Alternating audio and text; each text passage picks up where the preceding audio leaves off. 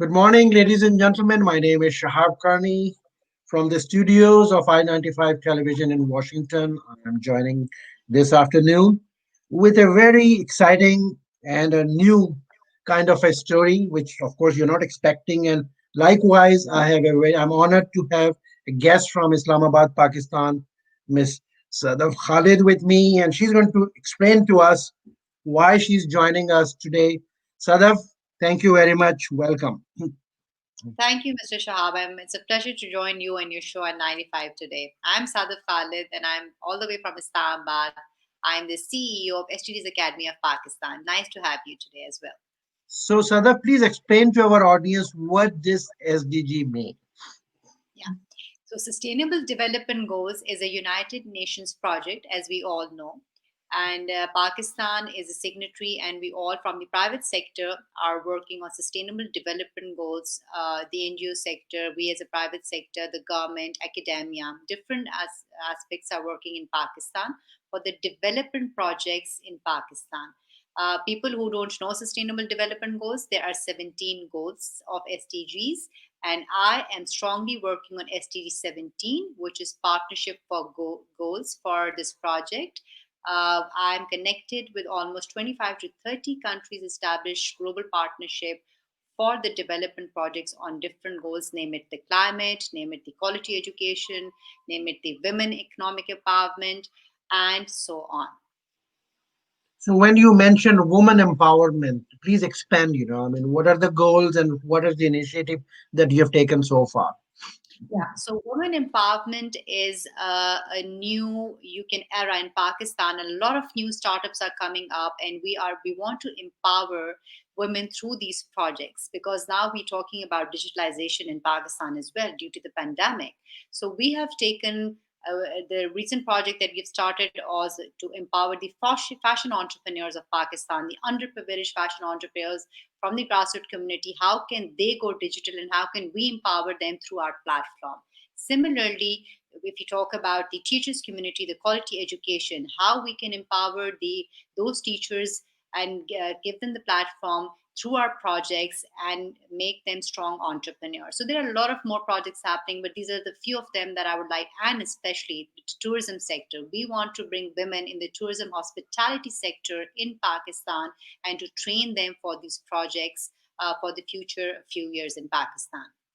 Talking about hospitality and tourism sector, I think you have done certain things, certain conferences in last year, previous years. Any way forward in future? Any planning, or are you guys doing anything? Yeah, so for that is a big announcement that I would like to share with all the viewers in overseas Pakistan who are watching this view. We are convening a conference naming it the 21st Century STD Silk Road in March 2021, which will happen. The opening of the conference will happen in Karachi on the 17th March as per schedule.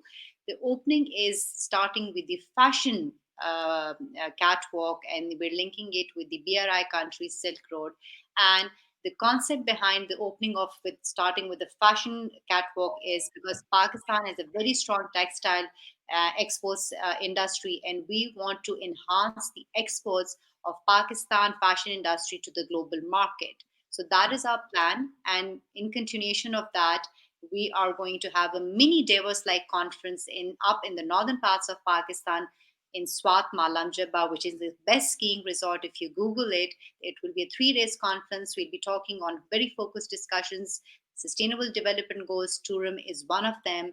And we're going to have many exciting topics like blockchain, internet, artificial intelligence, and IoT for things. So, how is the work, under this pandemic and COVID situation? How is the progress toward this? Is a big dream. This is a big plan. So, how is the progress? What is the response that you're getting from international stakeholders? Well, International they are, I mean, of course they want to really come, because this conference was already planned this year in March. It was called, we were calling it the SDGs hackathon. We just named to change the name, so the delegates were supposed to come, but now we've shifted it because of the pandemic. We have 3 4 backup plans in case of pandemic. The people who could not join us, we they will be virtually with us, and their local ambassadors of all the 64 countries, the diplomatic corps, will be with us. The Ministry of Foreign Affairs is on board, and all the relevant stakeholders are supporting us, and we're getting a good response so far. Any collaboration with United States? We are establishing, but not at the moment. Overseas Pakistanis, we are tapping them, but it would be nice to have people coming, the foreign investment type of overseas Pakistani, joining in this conference. And let me also highlight, I was part of the LIFT conference last year. I headed the tourism conference and the STDs with Mr. Khurram Zubairi, who's based in, I think, Chicago in US. And that was also a huge success that we did already. A lot of overseas Pakistanis came from US, so we would like a similar collaboration for this conference as well. So on that note, Sadaf, which I discussed with you offline also, that you're planning to be for at least next 45 to 60 days in UK, and you'll be doing a lot of road shows or concept launching or interacting with a lot of stakeholders in UK. Any plans to come to North America, meaning the States or in Canada for that matter? Well, I would love to travel. Of course, if you guys give me a green signal, I will be there. I would love to come and visit you all myself. I've got a valid visa of the US, Canada. Straight away, I'm going to apply as soon as I'm there in UK. Most probably end of January, beginning of Feb. I would love to visit the both regions myself. So let's see how things goes and Now, make things. Sadaf, tell me something, what happened? I mean, it's a good idea. I hope, I wish, I mean, that it implements, you're able to implement that also.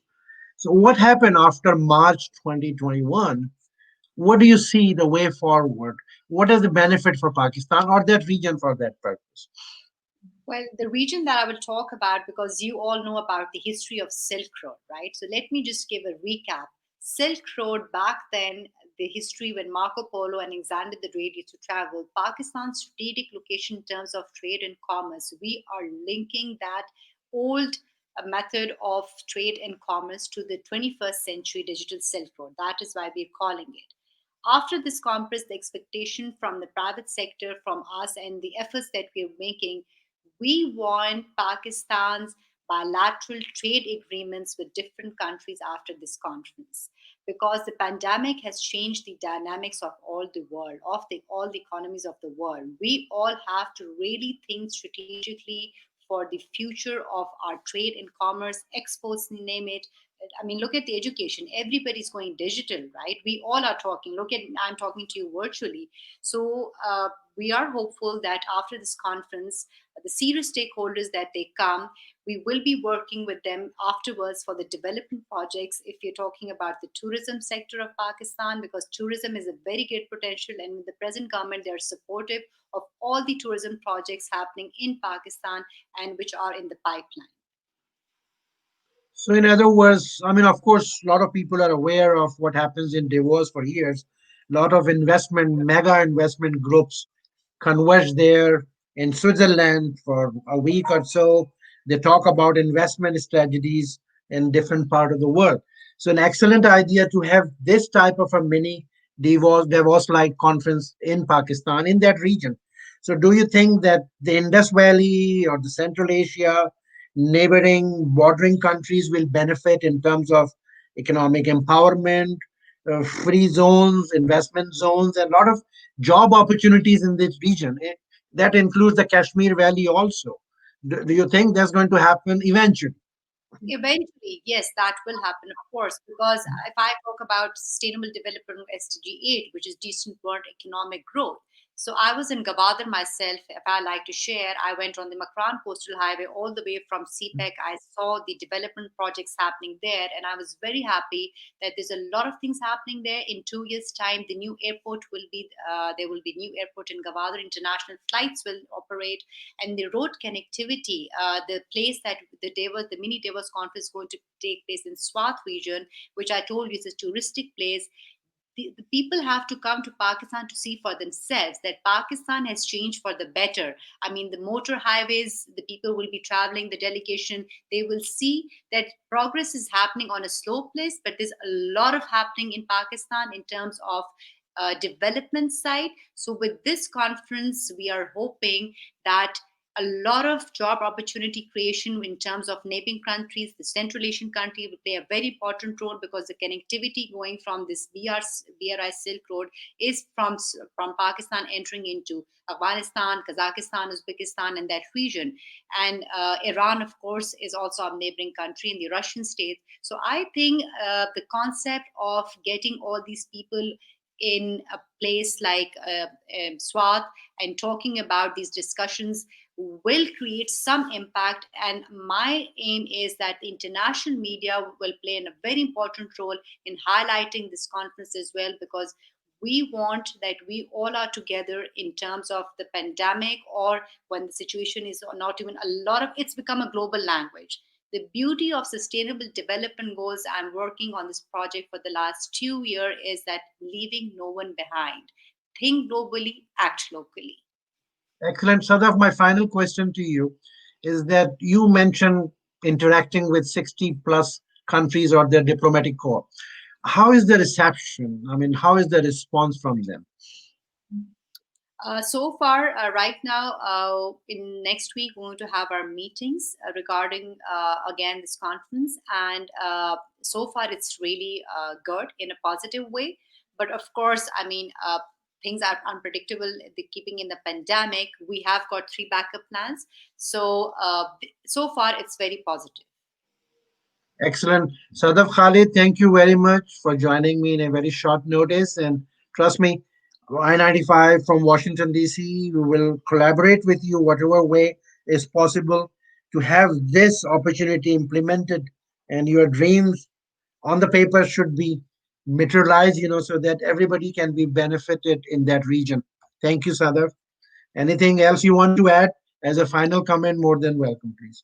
Well, I think that we all live, I mean, the developing countries and the underdeveloped countries. I have a very strong message to all of them who will listen to my interview. It's high time in terms of if we can support each other in terms of economic empowerment for of our countries, and especially I would talk on behalf of our youth of Pakistan. We have 66% of the youth. We all need to think strategically the future for our future generations in Pakistan, and the dreams that we all have. We need to have a positive approach towards the development in our respective countries. Thank you, Sadaf Khalid. Appreciated that. Thank you. Thank Ladies and gentlemen, Shahab Karni will be joining you next week with a new story. For up till then, God bless all of you. Thank you.